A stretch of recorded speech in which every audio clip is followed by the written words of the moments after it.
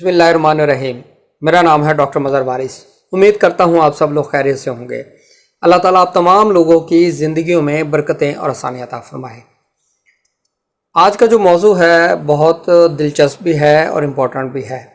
اور علم نجوم کے اندر ڈیفرنٹ جو ہے وہ سسٹمز ہیں اسٹرالوجی کے، پریڈکشن کے حوالے سے، ریمیڈیز کے حوالے سے، جن میں نے پہلے بھی ذکر کیا تھا۔ ویسٹرن سسٹم ہے، اس کے بعد اگر آپ انڈین سسٹم میں آ جائیں جسے پراشر سسٹم کہا جاتا ہے، پھر اس کے اندر کے پی ہے، ناڑی ہے اور جیمنی ہے، پھر اس میں لال کتاب ہے، ایک سسٹم ہے۔ اور لال کتاب بیسیکلی یہ پنڈت روپ چند جوشی تھے، انہوں نے اس کے اوپر کام کیا، اور اس کا ہاروسکوپ بنانے کا طریقہ بالکل ڈیفرنٹ ہے عام اسٹرالوجی سے، اور اس کے اندر جو پلینٹ کی پوزیشن ہے اس کو لیا جاتا ہے۔ اور اس کے اندر جو سب سے اہم چیز جو میں نے دیکھی ہے، جو مجھے سمجھ میں آئی ہے، جو میں نے ایکسپیرینس کی ہے، وہ اس میں یہ ہے کہ ریمیڈیز کے حوالے سے یہ بہت اس کے جو ہے وہ افیکٹو ہے۔ اور سیکنڈ، اس کے اندر جن کو اپنی کنڈلی یعنی ہاروسکوپ کا نہیں پتہ، یا ان کو ٹائم کے حوالے سے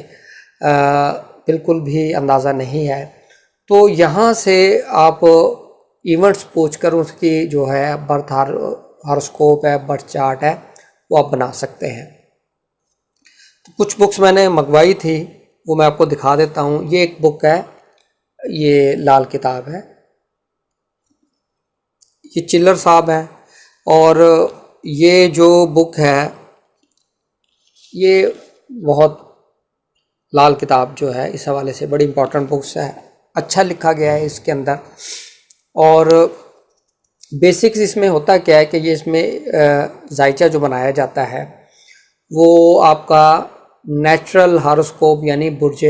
حمل سے ہی بنایا جاتا ہے، اور وہ ہمیشہ فکس رہتا ہے۔ باقی اس میں جو آپ کے پلینٹس ہیں وہ اس کے مطابق اس کی پلیسز کی جاتی ہے۔ اس کے بعد پھر کیا ہوتا ہے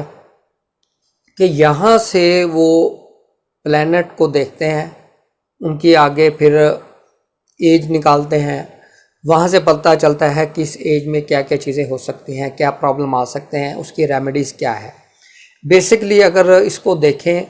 تو جو چیز زیادہ اس میں اہم ہے وہ یہ ہے کہ ریمیڈیز، اگر کسی انسان کو کوئی ایشو آ رہا ہے اور وہ اسٹرالوجی کے اندر نہیں، وہ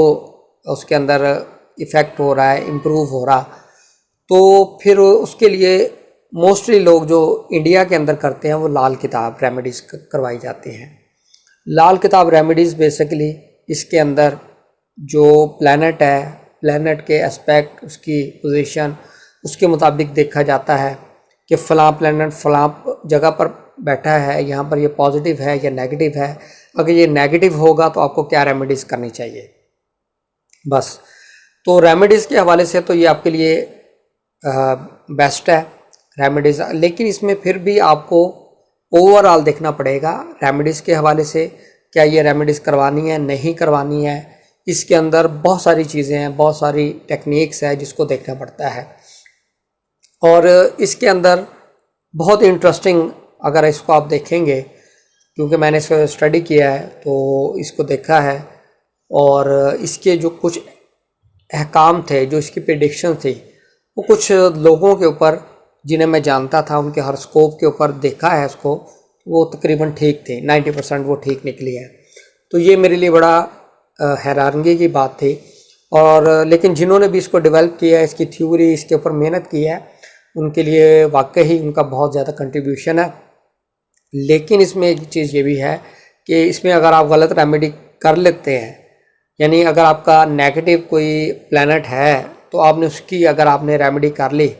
تو ان کے مطابق، لال کتاب کے مطابق، وہ پھر پلینٹ ایکٹیویٹ ہو جائے گا، پھر وہ آپ کو ایڈورس رزلٹ دے گا۔ یہ اسی طریقے سے جیسے کوئی آپ ایسی میڈیسن لے لیتے ہیں جو ریئیکٹیو ہوتی ہے، تو اس حوالے سے جو انشاءاللہ نیکسٹ جب میں اس کے اوپر آپ کو ویڈیوز بناؤں گا، پھر میں بتاؤں گا وہ کیسے ہاروسکوپ کاسٹ کرتے ہیں اس کو، कैसे देखते हैं, कैसे दोस्ती दुश्मनी, पक्का ग्रह और इस तरीके से आर्टिफिशियल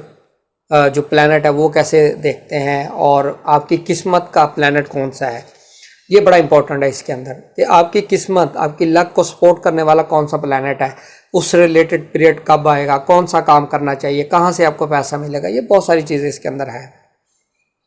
तो बहरहाल ये था एक इंट्रोडक्शन वीडियो थी लाल किताब के हवाले से। लाल किताब बेसिकली है एस्ट्रोलॉजी का ही पार्ट, लेकिन इसमें इसके हॉरोस्कोप कंस्ट्रक्ट करना और उसकी कुछ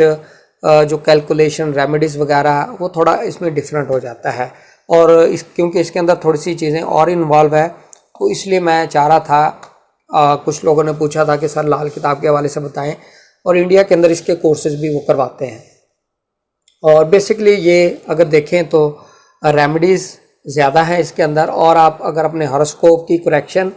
आपको नहीं पता तो जो चीज़ इसके अंदर मौजूद है वहाँ से आप जो है ना, जो अच्छा एस्ट्रोलॉजर है वो इसकी करेक्शन भी कर सकता है। उम्मीद करता हूँ ये वीडियो आपको पसंद आई होगी। अपना फीडबैक ज़रूर दीजिएगा, अपना ख्याल रखिएगा। खुदा हाफिज़।